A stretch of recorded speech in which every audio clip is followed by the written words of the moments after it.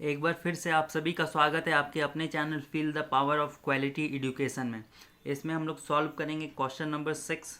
ठीक है, तो क्वेश्चन नंबर 6 में हमारे पास दिया हुआ है गुणन पर योग। योग मतलब क्या होता है? योग मतलब होता है जोड़। ठीक है, गुणन पर, ये देखिए ये जो है ना गुणन यानी गुना पर क्या है? जोड़ है। ठीक है, गुणन पर योग तथा व्यवकलन गुणन पर व्यवकलन।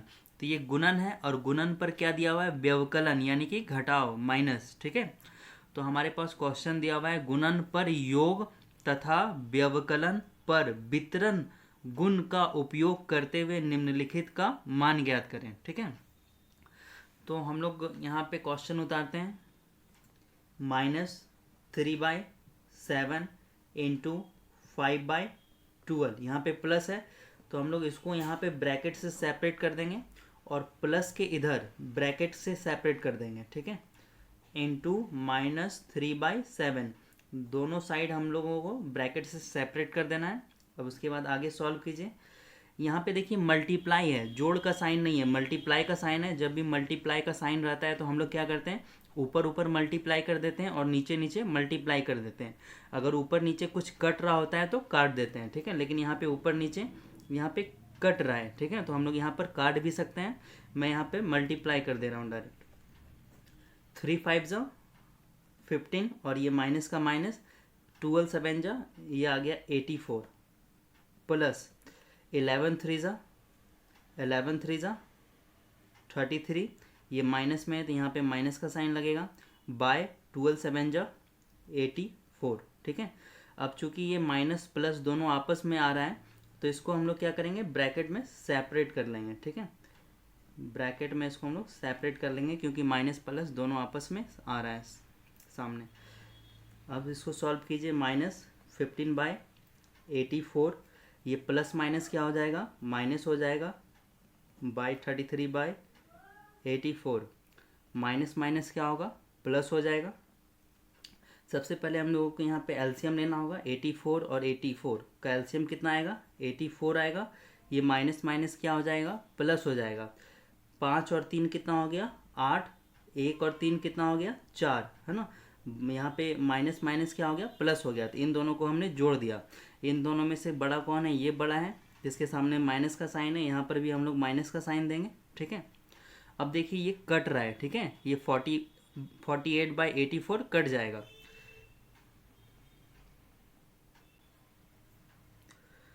तो इसको हम लोग काट देंगे। ये 12 के टेबल से ऊपर नीचे दोनों कट जाएगा। ठीक है, तो इसको हम लोग 12 से काट रहे हैं। हम लोग इसको 2 से भी काट सकते हैं, लेकिन मैं इसको डायरेक्ट 12 से काट रहा हूँ। 12 4 जा 48, 12 7 जा 84। ठीक है, तो इसका आंसर कितना आएगा? इसका आंसर आएगा -4/7। इस क्वेश्चन को सॉल्व करते हैं। इसमें भी हम लोग क्या करेंगे? ब्रैकेट से दोनों को सेपरेट कर लेंगे। 7/12। ठीक है, यहाँ पे माइनस का साइन है तो माइनस का साइन यहाँ पे दे देंगे। 13/24 इंटू 5/8। ठीक है, इसमें भी हम लोग क्या करेंगे? ऊपर ऊपर मल्टीप्लाई करेंगे। ठीक है, 5 7 जा 35, नीचे नीचे मल्टीप्लाई करेंगे। 12 8 जा 96। अब यहाँ पे माइनस का साइन देंगे। 13 5 जा 65, 24 8 जा कितना होगा? 8 4 जा 32, 32 का 2 हाथ में रहा 3, 8 2 जा 16 और हाथ वाला 3 कितना हो गया? 16 और 3 19। ठीक है, अब इन दोनों का एलसीएम लेंगे तो कितना आएगा? 192 आएगा। इन दोनों का एलसीएम लेंगे तो 192 आएगा। ठीक है, यहाँ पे 35 है तो 35 यहाँ पे उतारेंगे। ये हमारा बन गया भिन्न का घटाव। 35 यहाँ पे हमने उतार दिया। 35 के टेबल में 96 के टेबल में 192 कितने बार में आएगा? 96 के टेबल में 192 कितने बार में आएगा? तो 96 के टेबल में 192 2 बार में आएगा। ठीक है, माइनस, यहाँ पे माइनस का साइन है, माइनस का साइन दे दिए। ये 65 है, 65 को हमने एज इट इज़ उतार दिया। 192 के टेबल में 192 1 बार में आएगा। ठीक है, 32 2 जा कितना हो जाएगा? 70 हो जाएगा। माइनस यहाँ पे 65 आ जाएगा बाय 192। ठीक है, तो अब हम लोग क्या करेंगे, 70 में 65 को सब्ट्रैक्ट कर देंगे तो कितना आ जाएगा हमारा, 5 आ जाएगा। 5/192 ये हमारा हो जाएगा answer. Question number C, question number को सी सॉल्व करेंगे। सेम, -16/7 मल्टीप्लाई -3/7, इसको हम लोग ब्रैकेट से सेपरेट कर लेंगे, प्लस 11/12 मल्टीप्लाई -3/7। ठीक है, तो हम लोग जब भी गुना का साइन रहता है तो क्या करते हैं, ऊपर ऊपर गुना करते हैं और नीचे नीचे गुना करते हैं। ठीक है, अगर ऊपर नीचे कुछ कट रहा होता है तो हम लोग उसको काट देते हैं। तो यहाँ पे 3 और 12 कट रहा है, ये 3 का टेबल में 3 आएगा 1 बार में, और 3 के टेबल में 4 आएगा, 12 आएगा 4 बार में। ठीक है, तो इसको हम लोग यहीं पे काट के छोटा कर देंगे। 7 और 7, 7 7 जा 49 हो जाएगा, 16 3 जा 48, माइनस माइनस प्लस हो जाएगा। अब यहाँ पे क्या आया, 11 1 जा 11 आएगा, और ये माइनस का साइन माइनस आएगा। 4 7 जा 28, ये माइनस प्लस है ना, ये आपस में है तो इसको हम लोग ब्रैकेट में रख सकते हैं। ठीक है, इसको हम लोग यहाँ पे ब्रैकेट में रख सकते हैं। आगे सॉल्व करते हैं माइनस प्लस को, 48/49, प्लस माइनस क्या हो जाएगा, माइनस हो जाएगा, 11/28। ठीक है, इन दोनों का हम लोग एलसीएम लेंगे, 49/28। तो इन दोनों का एलसीएम हम लोग रफ में लेते हैं। ठीक है, तो यहाँ पे हम लोग इसका एलसीएम निकालते हैं, 49,28। 7 के टेबल में दोनों आ जा रहे हैं, 49 भी आ जा रहा है और 28 भी आ जा रहा है। तो डायरेक्ट 7 से मैं करता हूँ। 7 का टेबल में 49 आएगा 7 बार में, 7 के टेबल में 28 आएगा 4 बार में, 7 के टेबल में 7 आएगा 1 बार में, 7 के टेबल में 4 नहीं आता, एज इट इज़ उतर जाएगा। 2 के टेबल में 4 आएगा 2 बार में। तो इसका एलसीएम कितना आ गया, देखिए 7 7 जा कितना होता है, 7 × 7 × 2 × 2, 7 7 जा 49, 7 7 जा 49। ठीक है, 7 7 जा 49, 2 × 2, और 49 2 जा कितना होगा, 49 2 जा, तो 49 2 जा कितना होगा, 9 2 जा 18, 18 का 8 हाथ में रहा 1, 2 4 जा 8 और एक हाथ वाला 9, तो 49 2 जा आ गया 98 मल्टीप्लाई 2, 2 8 जा 6, 2 8 जा 16, 16 का 6 हाथ में रहा 1, 19, 9 2 जा 18, 18 और एक हाथ वाला 96। ठीक है, तो इसका एलसीएम हमारा आया 196। तो हम लोग एलसीएम को लिख लेंगे, 49/28 का एलसीएम आ गया 196। 48 यहाँ से उतारेंगे, 49 के टेबल में 196 कितने बार में आएगा, 49 के टेबल में 196 कितने बार में आएगा। तो हम लोग क्या करेंगे, यहाँ से 49 को बाहर निकाल लेंगे, 7 7 जा 49, 7 7 जा 49, यहाँ पे 49 है ना, तो यहाँ से हम लोग किसको बाहर निकाल लेंगे, 49 को बाहर निकाल लेंगे। 49 के टेबल में 196 कितने बार में आएगा, तो 49 को बाहर निकाल लिए तो क्या बचा हमारे पास, 2 2 जा 4 है ना, तो कितने बार में आएगा, 4 बार में आएगा। 49 के टेबल में 196 4 बार में आएगा। ये माइनस का साइन यहाँ पे दे दिए, 11 को हमने एज इट इज़ उतार दिया। अब ये 28 के टेबल में 196 कितने बार में आएगा, तो यहाँ से हम लोग किसको बाहर निकालेंगे, 28 को बाहर निकालेंगे। तो यहाँ से 7 निकाल लीजिए, 7 निकल गया, और यहाँ से 4 निकाल लीजिए। ठीक है, 2 2 जा 4, 7 4 जा कितना होता है, 28, तो 28 बाहर निकल गया, क्या बच गया हमारा 7। तो 28 के टेबल में 196 कितने बार में आएगा, 7 बार में आएगा। ठीक है, तो अब यहाँ पे सॉल्व कीजिए, 4 8 जा 32, 4 8 जा 32 का 2 हाथ में रहा 3, 4 4 जा 16, 16 और हाथ वाला 3 कितना हो गया 19, माइनस 11 7 जा 77। ठीक है, बाय 196। अब 192 में 77 को माइनस कर देंगे तो कितना आएगा, 192 में 77 को माइनस कीजिए, 12 में 7 को माइनस करेंगे 5, 8 में 7 को माइनस करेंगे 1 और यहाँ पे 1, तो इसका आंसर हमारे पास आ जाएगा 115/196, ये इसका आंसर होगा। अब इसी का डी नंबर हम लोग सॉल्व करेंगे। डी नंबर में दिया हुआ है -3/5 मल्टीप्लाई, ये 13 और 13 का एलसीएम लेंगे तो कितना आएगा 13, 5 - 9। ठीक है, अब यहाँ पे इसको अभी भी हम लोग ब्रैकेट में रखेंगे, -3/5 मल्टीप्लाई 13, 9 में 5 जाएगा, क्या बचेगा 4, माइनस का साइन यहाँ पे लगेगा। अब ऊपर ऊपर मल्टीप्लाई करेंगे और नीचे नीचे मल्टीप्लाई करेंगे, 3 4 जा 12, माइनस माइनस क्या हो जाएगा प्लस, 13 5 जा 65, ये हमारा आंसर आ जाएगा 12/65। अब हम लोग क्वेश्चन नंबर 7 बनाते हैं। तो क्वेश्चन नंबर 7 में हमारा दिया हुआ है गुणन, है ना, यहाँ पे क्या किया गया है, गुणा किया गया है ना। तो यहाँ पे क्वेश्चन नंबर 7 में हमारा दिया हुआ है गुणन के अंतर्गत उपयोग किए गए गुणधर्मों का नाम लिखें। ठीक है, तो यहाँ पे बोला है कि ये वाला और ये वाला आपस में बराबर है। ठीक है, तो कौन से नियम से, कौन से गुण से ये दोनों आपस में बराबर है, तो उस गुण का हमें नाम बताना है। ठीक है, तो कौन सा गुण होगा यहाँ पर होगा क्रम विनिमय गुण। ठीक है, क्रम विनिमय गुण। हम लोग क्रम विनिमय गुण के बारे में पहले पढ़ चुके हैं। क्रम विनिमय गुण क्या होता है, क्रम विनिमय गुण के बारे में हमने पढ़ रखा है कि a + b, है ना, बराबर होता है, किसके बराबर होता है, b + a के बराबर।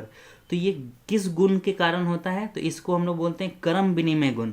क्रम विनिमय गुण के कारण a + b बराबर होता है, किसके बराबर होता है, b + a के। अगर हम लोग a का वैल्यू रखें 1 और b का वैल्यू रखें 2, ठीक है, तो यहाँ पर क्या हो जाएगा, b का वैल्यू क्या हो जाएगा 2 हो जाएगा और a का वैल्यू 1 हो जाएगा, जो हमने इधर वैल्यू लिया। तो ये दोनों आपस में क्या होगा, बराबर होगा, ये भी 3 आएगा और ये भी 3 आएगा। तो ये कौन से गुण से होता है, क्रम विनिमय गुण से होता है। ठीक है, तो यहाँ पर भी कौन सा गुण फॉलो हो रहा है, क्रम विनिमय गुण फॉलो हो रहा है। ठीक है, तो ये देखिए इसमें प्लस का साइन नहीं है, इसमें मल्टीप्लाई का साइन है। ठीक है, अगर हम लोग मल्टीप्लाई करते हैं a इंटू बी बराबर क्या होगा, b इंटू ए होगा। ठीक है, अगर a का वैल्यू लिए 5 और b का वैल्यू लिए 3, ठीक है, तो b का वैल्यू 3 तो यहाँ पे भी 3, a का वैल्यू यहाँ 5 तो यहाँ पर भी 5, तो ये दोनों आपस में क्या होगा, बराबर होगा, 5 3 जा 15 बराबर होगा, किसके बराबर होगा, 3 5 जा 15 के। तो ये कौन से गुण के कारण हो रहा है, ये हो रहा है क्रम विनिमय गुण के कारण। तो हम लोग यहाँ पे क्या लिखेंगे, क्रम विनिमय गुण। ठीक है, अगला क्वेश्चन हमारे पास है -5/2 इंटू -7/4, है ना, मल्टीप्लाई 1/3, ये बराबर है, ये किसके बराबर है, तो इसके बराबर है। तो ये कौन से गुण के कारण बराबर है, तो ये सहचार्य गुण से बराबर है। ठीक है, तो सहचार्य गुण इसका आंसर होगा, सहचार्य गुण के कारण बराबर है। सहचार्य गुण क्या होता है, ये हमने प्रीवियस क्लास में पढ़ा है। तो सहचार्य गुण हम लोग किसको बोलते हैं, जहाँ पे हमारा सपोज a + b, ठीक है, plus c, a + b + c बराबर होगा, किसके बराबर होगा, a + b + c के बराबर होगा। ठीक है, तो यही हमारा सहचार्य गुण है। ठीक है, पहले इसमें ब्रैकेट है, ब्रैकेट को पहले सॉल्व करते हैं और इसमें ब्रैकेट को कहाँ ले गया है, पीछे ले गया है। तो ये दोनों आपस में क्या होगा, बराबर होगा। ठीक है, जैसे अगर हम लोग a का मान रख लेते हैं 1, b का मान 2, c का मान रख लेते हैं हम लोग 3, ठीक है, और यहाँ पे क्या हो जाएगा, ब्रैकेट। तो यहाँ पे a का मान हम लोग क्या लेंगे, 1 लेंगे। ठीक है, b का वैल्यू क्या लेंगे, 2 लेंगे और c का वैल्यू हम लोग क्या लेंगे, 3। तो पहले ब्रैकेट को सॉल्व करते हैं हम लोग, तो 1 + 2 3 और ये +3। ठीक है, तो यहाँ पे क्या आएगा 1 और पहले ब्रैकेट को सॉल्व कीजिए 2 और 3, 2 + 3 क्या हो जाएगा 5। तो ये दोनों आपस में क्या आएगा, 3 + 3 6 आएगा, 1 + 5 क्या आएगा 6।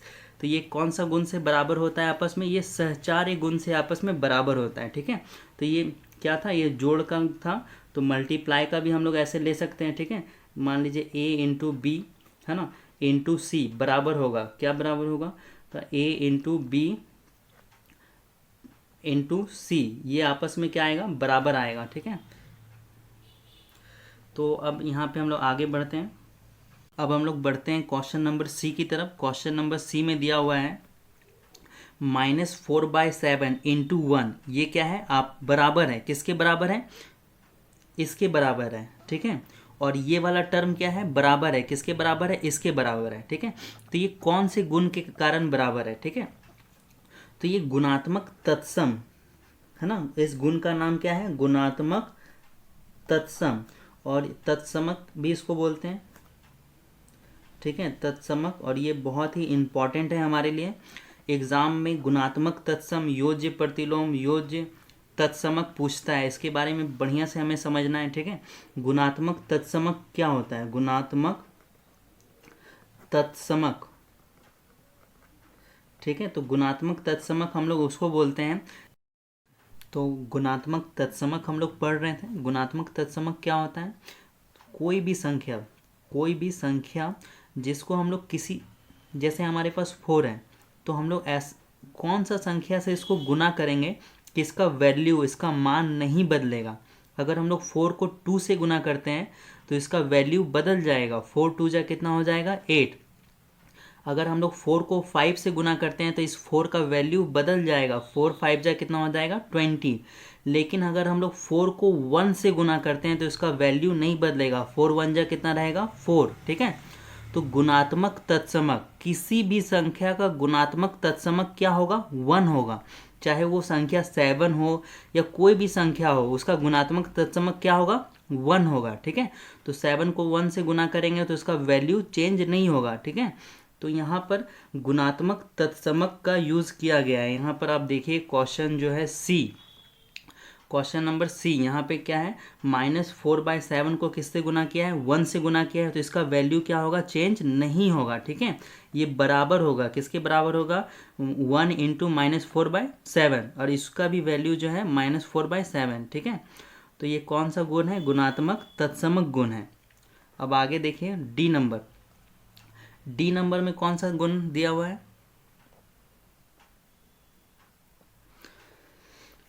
डी नंबर में होगा गुणात्मक प्रतिलोम, ठीक है। डी नंबर में होगा गुणात्मक प्रतिलोम। अब गुणात्मक प्रतिलोम आप लोग जानते हैं कि गुणात्मक प्रतिलोम क्या होता है, ठीक है। मान लीजिए हमारे पास कोई संख्या है 7/6, ठीक है। तो इसका गुणात्मक प्रतिलोम क्या होगा, इसका गुणात्मक प्रतिलोम मतलब क्या होगा, प्रतिलोम मतलब उल्टा, गुणात्मक प्रतिलोम क्या होगा, 6/7, ठीक है। ये हम लोग पढ़ चुके हैं। और मान लीजिए हमारे पास कोई संख्या है 5/3, तो इसका गुणात्मक प्रतिलोम क्या होगा, इसका गुणात्मक प्रतिलोम होगा 3/5। गुणात्मक प्रतिलोम में हम लोग क्या करते हैं, संख्या को जो नीचे वाला होता है हर में, उसको कहाँ ले जाते हैं, ऊपर, और ऊपर वाले को कहाँ ले जाते हैं, नीचे हर में, ठीक है। मान लीजिए कोई संख्या हमारे पास दिया हुआ है 3, ठीक है, कोई संख्या हमारे पास दिया हुआ है 3, तो 3 का गुणात्मक प्रतिलोम क्या होगा, तो 3 का गुणात्मक प्रतिलोम होगा 1/3, क्योंकि 3 के नीचे तो कुछ नहीं है, तो 3 के नीचे कुछ नहीं है तो 3 के नीचे 1 हमेशा छुपा हुआ रहता है, तो ये 1 कहाँ चल जाएगा, ऊपर, और 3 कहाँ आ जाएगा, नीचे, ठीक है। तो ये जो हमारे पास दिया हुआ संख्या है 7/6, 5/3, तो इन सभी का गुणात्मक प्रतिलोम दिया यहाँ पर है 3/5। तो गुणात्मक प्रतिलोम, किसी भी संख्या का गुणात्मक प्रतिलोम उस संख्या को क्या कर देगा, 1 बना देगा, ठीक है। उस संख्या को क्या करेगा, उसका, जब हम लोग किसी भी संख्या का गुणात्मक प्रतिलोम लिखेंगे तो उसका रिजल्ट क्या आएगा, उसका रिजल्ट आएगा 1, ठीक है। जब हम लोग किसी भी संख्या का गुणात्मक प्रतिलोम लिखेंगे तो उसका रिजल्ट आएगा 1, ठीक है। गुना में हम लोग क्या करते हैं, ऊपर नीचे काट देते हैं, ये 6 1 जा 6 और ये 6 1 जा 6, ये 7 1 जा 7 और ये 7 1 जा 7, तो इसका वैल्यू कितना आएगा, 1 आएगा, ठीक है। उसी तरह से ये 5 से 5 कट जाएगा, ये 3 से 3 कट जाएगा, वैल्यू कितना आएगा, 1 आएगा। ये 3 से 3 कट जाएगा, ये 1 से 1 कट जाएगा, तो इसका वैल्यू कितना आएगा, 1 आएगा, ठीक है। तो इसी को हम लोग क्या बोलते हैं, गुणात्मक प्रतिलोम। जब हम लोग किसी भी संख्या का गुणात्मक प्रतिलोम लिखते हैं तो उसका रिजल्ट क्या आता है, हमारे पास 1 आता है। तो यहाँ पर जो है डी नंबर हमारे पास, तो डी नंबर में इसका क्या लिखा हुआ है, गुणात्मक प्रतिलोम लिखा हुआ है, इसका क्या लिखा हुआ है, गुणात्मक प्रतिलोम। तो जब हम लोग किसी भी संख्या का गुणात्मक प्रतिलोम लिखते हैं तो उसका वैल्यू कितना आता है, हमेशा 1 आता है, ठीक है। अब इसी का ई नंबर में दिया हुआ है, तो ये कौन सा गुण दिया हुआ है, ठीक है। तो यहाँ पर हम लोग पढ़ चुके हैं, ये सहचार्य गुण है, ये सहचर्य है ना, सहचर्य गुण है। सहचर्य गुण यहाँ पर मैंने अभी आपको समझाया था, ठीक है। ये वाला गुण सहचर्य गुण से है, ठीक है। तो ये वाला बराबर कौन से गुण से है, ये वाला सहचर्य गुण से बराबर है, ठीक है। अब देखिए किसी भी संख्या को हम लोग जीरो से मल्टीप्लाई करेंगे तो आंसर क्या आएगा, हमेशा जीरो आएगा। तो ये इस गुण का नाम क्या है, चाहे कोई भी संख्या हो, हम लोग अगर उस संख्या को जीरो से गुना करेंगे आंसर आएगा जीरो, ठीक है। तो ये कौन सा गुण है, इस गुण का नाम क्या है, इस गुण को हम लोग बोलते हैं शून्य का गुणात्मक गुण। शून्य का गुणात्मक गुण,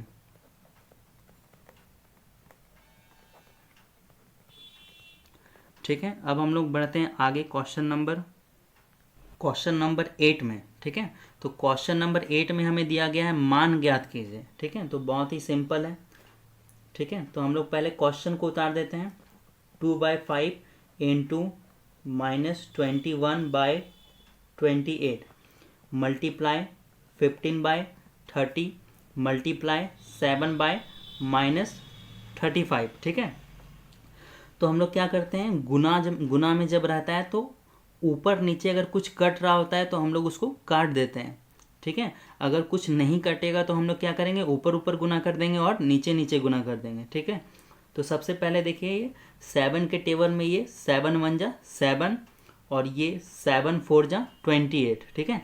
हम लोग इसको भी काट सकते हैं और हम लोग इसको भी काट सकते हैं, ठीक है। 7 5 जा कितना होता है 35, तो इसी को हम लोग काट देते हैं। 7 5 जा 35, हम लोग ऊपर नीचे काटेंगे। हम लोग यहाँ से यहाँ ये ऊपर और ये नीचे भी काट सकते हैं, ये ऊपर और ये नीचे भी काट सकते हैं, ठीक है। तो ये 15 1 जा 15 और ये 15 2 जा कितना हो जाएगा 30, ठीक है। अब यहाँ पर इसको हम लोग काटेंगे 7 के टेबल से। 7 के टेबल में 21 कितने बार में आएगा, 3 बार में आएगा। 7 के टेबल में 28 कितने बार में आएगा, 4 बार में आएगा, ठीक है। और कुछ कट रहा है, हाँ यहाँ पर 2 है और यहाँ पर क्या है 2 है। तो ये 2 के टेबल में 1 बार में और ये वाला भी 2 के टेबल में 1 बार में हमारा कट रहा है। और कुछ कट रहा है ऊपर नीचे, ऊपर हमारे पास क्या बचा है, ऊपर हमारे पास सिर्फ और सिर्फ 3 बचा है। नीचे कहीं भी 3 नहीं है तो और नहीं कटेगा, ठीक है। तो अब देखिए ये क्या हो जाएगा 1 3 जा 3, 3 1 जा 3, 3 1 जा 3। तो यहाँ पे ऊपर में क्या बचा 3, है ना। और नीचे में क्या बचा हमारे पास 5 4 जा 20 और 25 जा 100, तो नीचे में हमारे पास बचा 100। तो ये हमारा आंसर हो जाएगा 3/100। बी नंबर को सॉल्व कीजिए, पहले क्वेश्चन उतार लीजिए।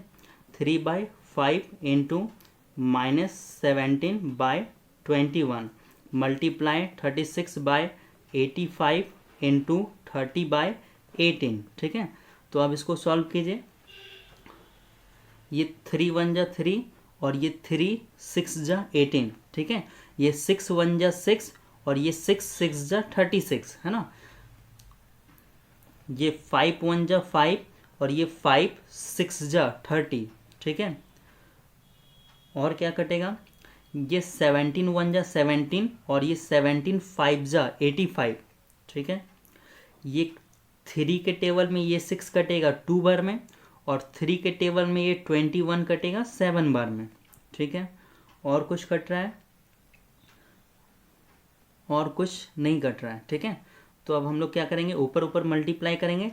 ये 6 और ये 2, 6 2 जा ऊपर कितना हो जाएगा 6 2 जा 12, 12 1 जा 12, 12 1 जा 12, तो ऊपर हो जाएगा 12।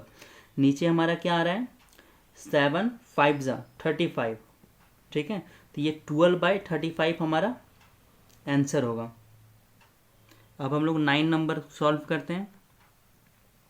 9 नंबर में दिया हुआ है कि देखिए 5 रुपया जो है वो हमेशा किसके बराबर होगा, 5 रुपये के बराबर होगा।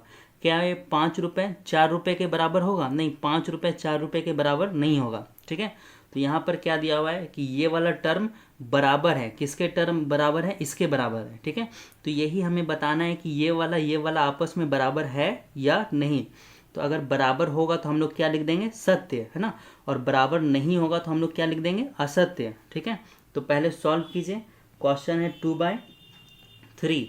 ये जो डिवाइड का साइन है इसको हम लोग किस में बदल देंगे, मल्टीप्लाई में बदल देंगे। जो नीचे में संख्या है वो ऊपर चल जाएगा और जो ऊपर वाला संख्या है वो नीचे आ जाएगा, ठीक है। और जो माइनस का साइन है हमेशा उसको हम लोग ऊपर ही रखेंगे। यहाँ पर -8/9 है, ये डिवाइड का साइन को किस में चेंज करेंगे, मल्टीप्लाई में, तो नीचे वाला ऊपर चला जाएगा और ऊपर वाला नीचे चला जाएगा, ठीक है। अब देखिए ये 3 का टेबल में 3 आ रहा है 1 बार में, और ये 3 का टेबल में 9 आएगा 3 बार में, ये 2 का टेबल में 2 आएगा 1 बार में, और ये 2 का टेबल में 8 आएगा 4 बार में, ठीक है। तो ये 3 1 जा क्या हो जाएगा, 3 1 जा 3, और ये माइनस का साइन यहाँ पे उतार देंगे, ठीक है। 3 1 जा 3 और माइनस 4 1 जा 4, तो ये -3/4। देखिए क्या ये बराबर आता है, 3 1 जा 3 और 3 का टेबल में 9 आएगा 3 बार में, 2 1 जा 2 और 2 के टेबल में 8 आएगा 4 बार में, तो ये हो जाएगा 4 1 जा 4, और ये माइनस का साइन यहाँ पे हम लोग लगाएंगे और नीचे में है 3, तो ये बराबर नहीं आ रहा है, ठीक है। तो -3/4 इज नॉट इक्वल टू -4/3, तो ये हमारा क्या हो जाएगा, असत्य हो जाएगा, ठीक है। इसको सॉल्व कीजिए, यहाँ पे -9, यहाँ डिवाइड 3/4, ठीक है। ये बराबर आना चाहिए, किसके बराबर आना चाहिए, 3/4 डिवाइड -9 के, ठीक है। अब यहाँ पे 9 के नीचे कुछ नहीं है तो हम लोग क्या मान लेंगे, 1 मान लेंगे। यहाँ पे 9 के नीचे कुछ नहीं है तो क्या मान लेंगे, 1 मान लेंगे, ठीक है। यहाँ पे ये हो जाएगा -9/1, ये डिवाइड के साइन को किस में चेंज करेंगे, मल्टीप्लाई में, तो नीचे वाला ऊपर चल जाएगा, ऊपर वाला नीचे आ जाएगा, ठीक है। ये 3/4 को एज इट इज़ रहने देंगे, और इस डिवाइड को मल्टीप्लाई में चेंज करेंगे तो नीचे वाला ऊपर चल जाएगा और ऊपर वाला नीचे आ जाएगा, ठीक है। अब कुछ कट रहा है, 3 का टेबल में 3 1 बार में, 3 का टेबल में 3 आएगा, 3 का टेबल में 9 आएगा 3 बार में, अब ठीक है। 3 का टेबल में 3 आएगा 1 बार में, 3 का टेबल में 9 आएगा 3 बार में, ठीक है। 3 4 जा हो गया 12, और ये माइनस का माइनस, ठीक है। नीचे में क्या आ रहा है, 1 आ रहा है, नीचे में 1 हम लोग नहीं लिखते हैं, बराबर, ठीक है। 1 1 जा क्या होगा, 1 होगा, और 3 4 जा क्या होगा, 12 होगा, ठीक है। तो ये आपस में बराबर नहीं है, तो इसलिए ये भी क्या हो जाएगा, असत्य हो जाएगा, ठीक है। अब क्वेश्चन नंबर 10 हम लोग सॉल्व करते हैं। कोई भी इसमें अगर डाउट हो तो आप कमेंट बॉक्स में पूछिए। अब क्वेश्चन नंबर 10 हम लोग सॉल्व करते हैं। 10 नंबर में दिया हुआ है, 10 नंबर में दिया हुआ है ऐसी परिमेय संख्या जिसका कोई व्युत्क्रम ना हो। तो व्युत्क्रम मतलब हम लोग पढ़ चुके हैं, ठीक है। एक रफ पेज में मैं आपको समझाता हूँ इसको।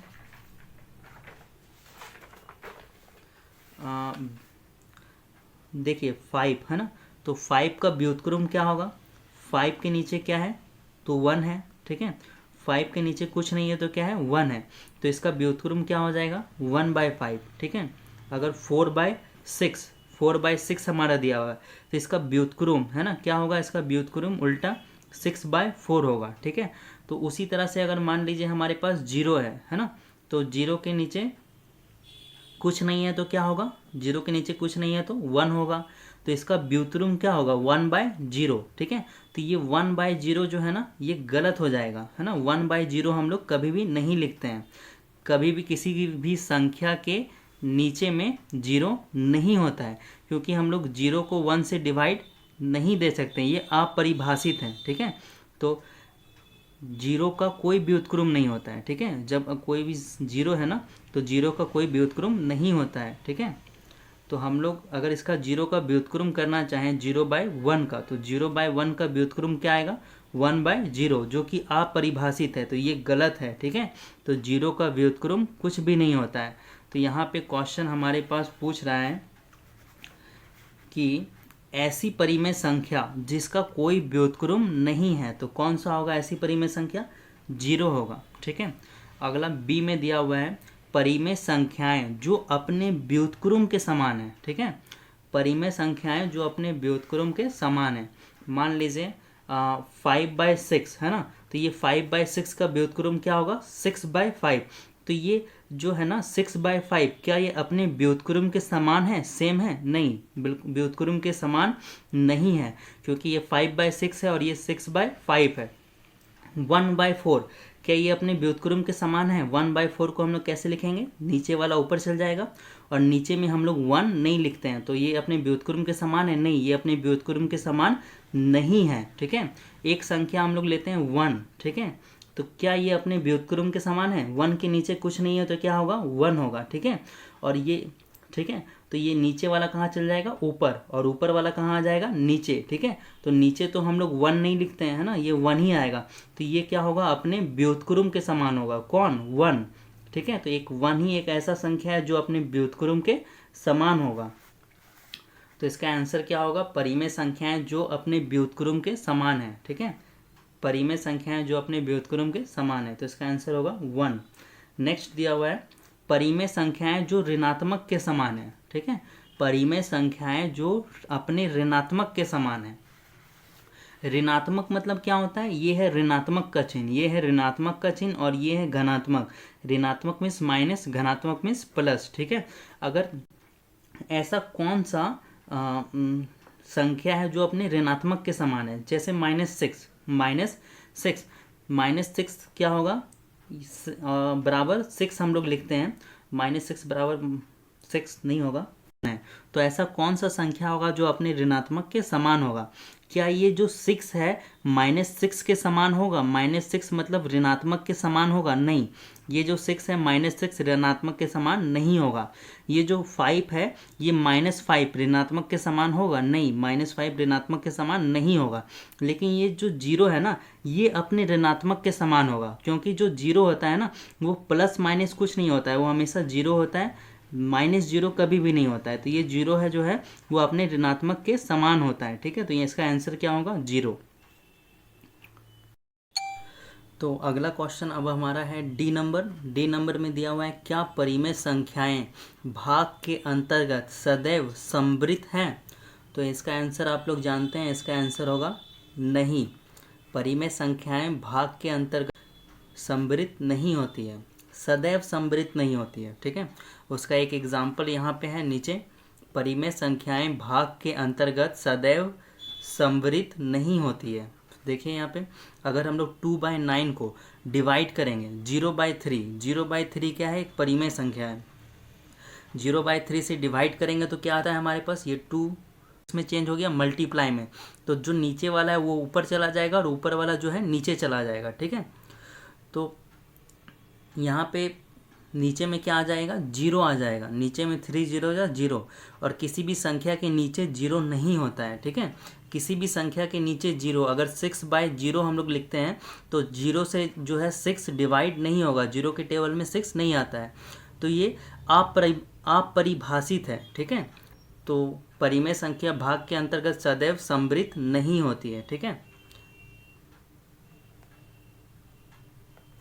सदैव समवृत नहीं होती है, तो इसका आंसर क्या हो जाएगा, नहीं।